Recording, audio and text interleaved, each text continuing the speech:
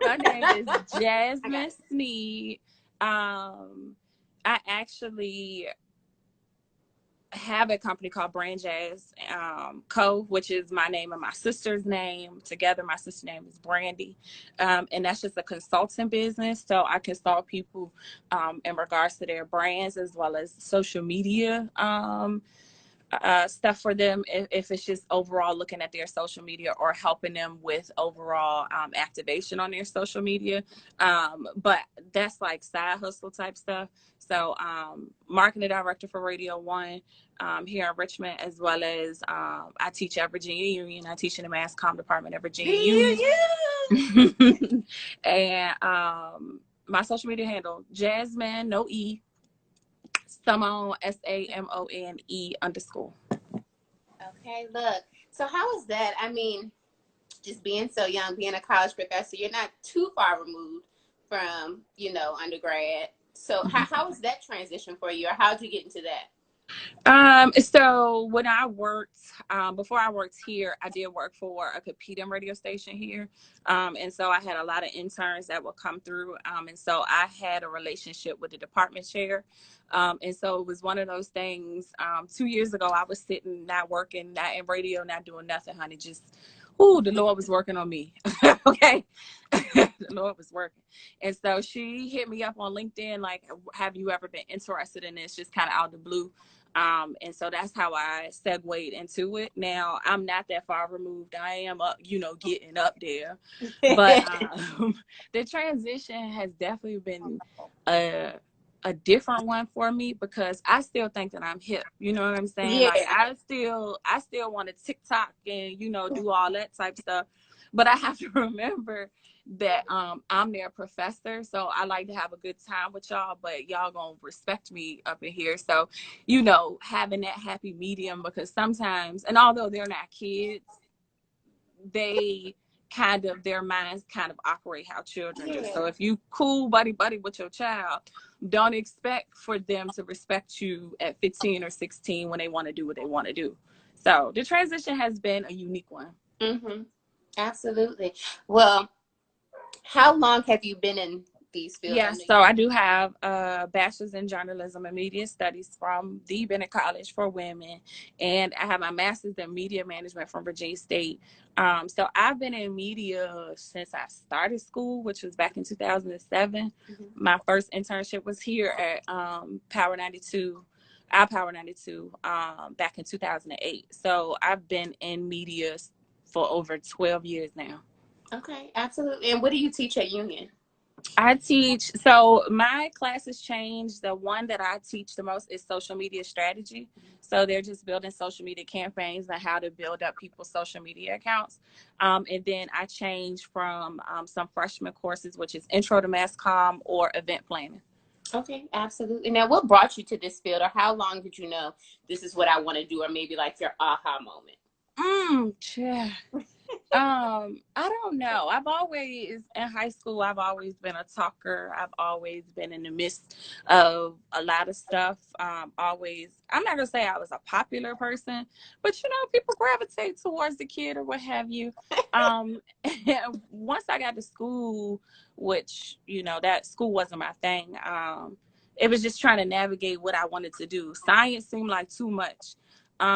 Math, oh no, baby. And so when they said journalism, and I could sit here and I could take pictures and stuff, I thought go with the easier route of things. But then once I got into it, it's still hard. We do a lot of writing and stuff, but I just developed an overall love for it because I get to create what I want versus somebody teaching me formulas that I can memorize. So, if you're not working, what would be a typical day for you? Your hobbies or guilty pleasures? Let's do pre-quarantine and quarantine. Ooh, so me, I'm always working. So I'm always doing something work related, which is a good and a bad thing. Sometimes I feel like I can never really disconnect from work just because in radio, it's something always going on. So I don't get the 9 to 5 and then at 5 o'clock I get the checkout type situation. Like this weekend, a lot of stuff is going on. I'm on the websites. I'm talking to photographers, thinking of different things to do. So if I'm not doing work stuff. I just, okay, so pre-quarantine, nothing. Like literally work, go to school, and then come home. And that is my favorite pastime. Like all my friends will say that you're a granny. But when you didn't party, baby, from here to Atlanta, LA, all this stuff, That sounded none fun. here in Richmond, not in born and raised Southside, okay. Yeah. But nothing here that is really fascinating me for me to be out. So I be at home cooking and stuff like that, or with my dogs or what have you. Post quarantine or during quarantine, babe, I didn't got a bike. Be out here dying on that bike. So that's easy. It's neither here nor there. If anybody rides bikes or what have you, I be needing accountability partners. So I've been riding my little bike. It's actually very therapeutic. And then I've recently started reading again. So people are like, but you're a college professor. Yeah, but I teach mass comm. I teach people how to do social media. I don't need Yeah. no book or nothing for that. So I recently started reading. So I have about 10 girls in a group right now. We're reading Black Girls Must Die Exhausted. I've already finished. And so then we got a couple more books on the agenda. And then I started thinking I want to go back to school. So I'm studying the LSAT right now. So Quarantine will really have you thinking of some stuff happy, you you need. think you can rule the world? Okay. You know, I really could go to the moon Da, da, da, da. in Yeah. two So more weeks. So I'm gonna figure this out. I'm gonna plan this in 14 days, and I'm gonna do it. check back next year to see if the kid that actually took the LSAT and went anywhere. But right now, baby, listen, I'm a lawyer, okay? But what are your pet peeves, Jasmin? Ooh, people that waste my time. Mm-hmm. Because time is money and time is very, very valuable. So I a pet peeve of mine is if we not cool, or not, let me not say if we not cool, I'm working on myself. If we don't communicate like that and you hit me like, hey Jazz, how you been, how your mama been? No, you don't care about that. Let's get to the point. Like, what you need? What's up? What would you like? What do you need? Let's get there. So that's a pet peeve of mine. Is like I want people to get straight to the point. Which I'm working on myself. Any people out there that got any tips for me? Because I have a tendency to do that to like friends and everything. Like, what? Come What's on, that? get to the point. Get to the point. So that's a huge pet Yeah. peeve of mine. Same. Second, these men, girl. Pet peeve number one, two, three, four. They're what you doing you to death. Good morning, beautiful, and don't be talking about nothing. Leave me alone, sir. Please move around. So, when Jasmin wakes up in the morning and you're not feeling like yourself, who helps you put your cape back on, or the days where you don't mentally have it? Ooh, yeah. Let me think on that one, cause whew, honestly, prayer Mm-hmm. is the first thing that I got to do, especially when like my mind is like all over the place or what have you. Turn on some music, type situation. I'm not going to say it's a person or something that kind of gets me where I need to be. And so a little bit about me, and most people know, or like my friends and stuff like that, is like I care for my mother that has a mental illness. So she suffers from like psychosis and different things. So me waking up, I can wake up into a mental whirlwind of whatever my mother has going on. So it's different for me to find ways to, cope or what have you, because I don't have, just like if you were to have kids or something, I don't have that, even ground of just quietness where I can. So I have to find ways in my own way. So it's just like, or let me turn some music on, or let me go take a shower real quick. It'd be the most random things, just to kind of help me, you know, get back. Now, I will say I have my moments where I'm feeling, or I feel a certain type of way, and I'm real with myself and be like, I need to get my energy together. And so I give myself a day, possibly even two, and then I'd be like, all right, get your shit together, because Who gonna pay these bills, baby? And I have two nephews and a niece, sister. You know, a lot of people that depend on me to be me, and so I can't fail. And then I got my mama. If the both of us going crazy, then what what? we gonna what we gonna do? The both of us Who we gonna gonna be. call? Ooh, we both gonna be at Tucker's, girl. Ghostbusters. At Tucker's, just look crazy. Holding hands. I don't have time for Holding this. hands, barking at the moon, girl. And I'm not, y'all. This is how I get through dealing with a Yes. mother that has mental illness. Like everything, and mental illness is real. And I tell people all the time, it's real. And those people that live in that really, truly live in that in their mind. So I joke through things because that's a real reality. But if I sat and really thought about it, I'd be crying in a corner somewhere. No, rocking back and forth, listening to Beyonce with the heat on 80. I understand. with the heat on 80, because it has to give that more dramatic effect. You sweating and stuff, crying, sweating, hair all crazy. I put on a Adele song or something that'll just make me cry. Yeah, just something to really move you and be real dramatic, so you can really get in tune with that dramatic element. And that's a mental illness in itself. That right is. there. It really is. I mean, I'm saying. The But drama. either way, to even be able to process those thoughts, like, you know what? Don't worry about it, because I'm telling too much of my business. So what inspires you? What inspires me is how far I've come from my past already. And so my family inspires me. My students inspire me. My friends inspire me. But mostly just what I've come from my past. When we can get so caught up in like the goal setting or where we want to be, and we're not there because I'm this age and I'm not this and I haven't done that. But when I look back and see, I used to be a fighter, baby. I'm gonna punch somebody. I'm gonna do this. I'm gonna cuss you out. That's a far. I'm long gone removed from there. So inspiration just to kind of see who I was and who I am now, and so that just makes me want to go harder and go further. Because anybody, if I can do it, anybody can do it. You can do it. Mm-hmm. And look, I understand that when you come from the ghetto of ghettos. Hold on. Do we got the Teddy Riley thing going? Okay, we back. Yeah. Oh Yeah. Channel 12 was calling me. I'm gonna have to text her back. Okay. Well, look, we only got a few more questions. So you get calls from the news station and stuff like that. I'm saying it's a real important issue going on right now. Now, yes. Who or what is your biggest influence?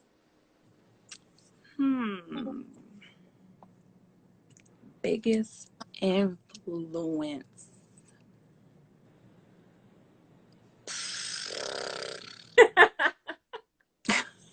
I mean, I have people. I think people influence, but really not. Like I don't know. Like I don't ever want to be like nobody, or like I don't idolize people at all. I'm in love with Nasir Jones. But other than that, like I don't idolize nobody. So I'm not gonna. Influence my sister. She influences me. I've always looked up to my sister, my older sister Brandy, as well as my little sister Chelsea. And just the things that they do. Same friends, anybody influences me, but mainly myself. For real, I influence my darn self. I'm sorry to sound selfish, but I influence me. I want to be like me. It is, because you are the only you, and you can only be you, and who else knows how to do that better than you? And I don't want to be you. I want to inspire people. I want to applaud you and push you along to find what you want to do. But as far as you influencing me, no, I'd be like, yeah, oh, this seems cool. But no, Yeah, I influence myself. I understand that. Now, what is your why? My why for Like you wake up and I'm continuing because of this. This is my motivating force. This is my why. my why is my mother. My why is my mother because um although I wasn't completely raised by my mother has always been a go-getter. She's always been very, very independent. She not gonna ask nobody for nothing. And so to have over the last 10 years witnessed my mother's mental deteriorate is one of those things of I've witnessed her stack bank accounts. I've witnessed her go on trips. I've witnessed her pimp these mofos out here, what have you. And to see her where she is now is my wise because I want her to have everything that she wants. And Mm-hmm. so my mother is very, very spoiled. She likes to eat out and she likes to, fine dining and the finer things. And that's what I'm here to give her. And so that's my why, aside from my sister's children, like my two nephews and my nieces, is because I want them to have everything me and my sister never had. And that is unconditional love. It ain't even have nothing to do with materialistic things, but just to know that somebody cares and loves them is everything for me. But mainly Stephanie, my mama. Absolutely. Now, family is everything. Mm-hmm. What music is in rotation for you right now? If you vibing with me, we listening to some 70s R&B because I'm a old biddy trapped in a young person's body. So we listening to some Isley Brothers for sure. We gonna sprinkle some 80s in there. So we're gonna get some Anita Baker Mm-hmm. and all that in there. Some Mary. So that's my go-to. Some gospel. We gotta hit the Fred Hammond and John P. Key type Mm-hmm. situation. Here recently, somebody put me on to this little kid name. Well, he ain't no kid. I keep calling people kids. Jay Howell. He's pretty dope. Jay Howell, Michael Millions here. But mainly 70s R&B. I'm a sap for like real love and saying how you really felt about things because I'm an honest person. Maybe I'm too honest, but I feel like music back then kept it super 100, 1,000 about how they felt. And I align with that more than I align with anything that's playing now. Now I will shake That my is ass to Megan Thee Stallion, but we balance. listen with a little Boosie. Like I still, in my mind want to feel like I'm whooping ass, but I ain't really got to do it. Now, if you weren't in this field, what field would you be in? Maybe your dreams as a child. If I wasn't in this field, what would I do? Now I've done a lot of things, a lot of things. I guess if I wasn't doing this, I'll probably hate to say it. I'll probably be doing hair. Like everybody in my family do hair. That's a great Um, thing to say. Look, being a black woman, hair is important. I love it hair. is. It is for somebody else because people irritating. Um, Yeah, now that People aspect. irritating. I've been a shampoo girl my entire life. Mm-mm. People got different textures of hair, it's wet, nasty, and stuff like that. But no, I probably be working with kids for real, for real. So I used to be a program director for the Boys and Girls Club a Mm-hmm. little while ago. For some reason, people cheer and just gravitate towards me. I don't know why. But I do like working with kids. So I probably be working with kids. When I was younger, I wanted to be a radio promoter for a record label. And basically, I work with them now. So those are the people at the record label that all the songs that everybody complains about that's in rotation too much. I work with record labels that call on us to make sure that certain records get played. Mm-hmm. And so I wanted to be that person when I was younger. Like that's random. Saying, okay, that's the person I want to be in radio, not the actual VJ, but So right, because I read, because one, growing up in a hair salon, it magazines. So all you had to do outside of washing somebody's hair was to read magazines. So it was I forget what magazine it was. It probably was either Jet. You know, they always used to have Jet or Essence or something, and it was highlighting a lady that was a radio promoter. And I think in there she was like she made 100,000, um, and she like Range Rovers, and I was like, I like Range Rovers too. I want to And make you make 100,000. 100,000, that's basically me. Basically, so that's That's it. I need them. What's say up? what you want. Now, we all have our social media and business handles, but what would your friends say about you that we may not know?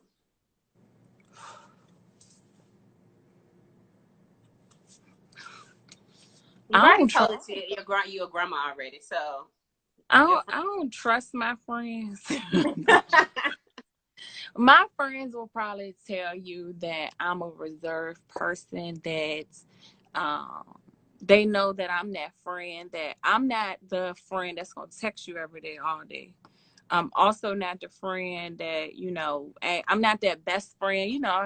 Sometimes you have your best friends. We all got to get up and we need to watch movies and we got to lay in the bed together type situation.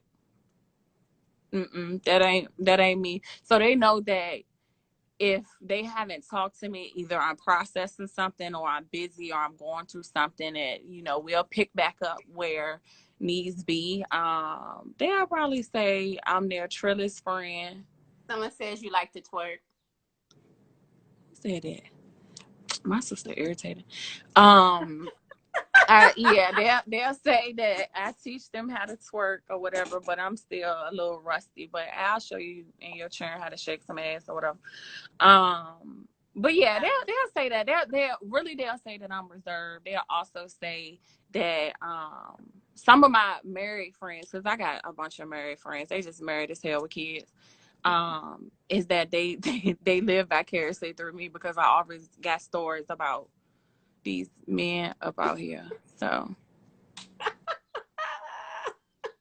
I'm gonna write a book. I should have story time.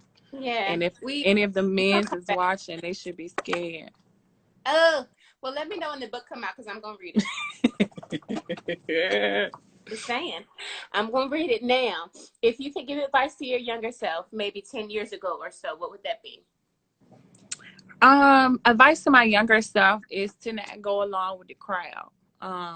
And to differentiate yourself from people that just like, to seek attention and want to be in that environment. And so my younger self was a person that I hung with a lot of people, and depending on what it is that they want to do, I went right along with them. Not that I agreed with it or what have you, and that has gotten me into trouble, and has gotten me distracted from some things. And so my younger self would be just be you, and just because you want to be friends with somebody or you think they cool or whatever, or you think, well, for me back in the day it was who was gonna fight with me, like, because I ain't going to no part. I'm sorry, I just got to keep it real. So that's my reality. Yeah, Is I ain't gonna be cool with nobody that ain't finna jump in no fight with me. So I'll be friends with the bullies and different things like that, which would get me into